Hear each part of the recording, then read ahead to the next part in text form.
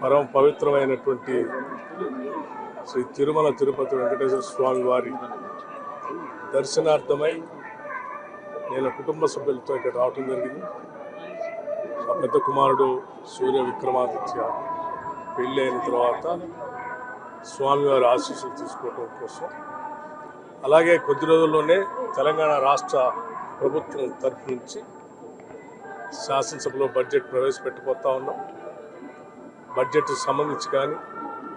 తెలంగాణ రాష్ట్రానికి సంబంధించినంత వరకు ఆర్థిక, సామాజిక, రాజకీయ అభివృద్ధితో పాటు తెలంగాణ రాష్ట్రం ప్రపంచంతో పోటీపడే స్థాయిలో అభివృద్ధి చెందాలని, దానికి కావలసిన వనరులన్నీ కూడా సమకూరాలని, తెలంగాణ రాష్ట్రం మేము 2047 విజన్ డాక్యుమెంట్ ఏ రకంగా అయితే ముందు తీసుకుంటున్నామో ఆ స్థాయిలో అభివృద్ధి జరగడానికి కావాల్సినటువంటి సహాయ సహకారాలు, స్వామివారి ఆశీస్సులు, ఆర్థిక వనరులు, సంక్షేమము, అభివృద్ధి,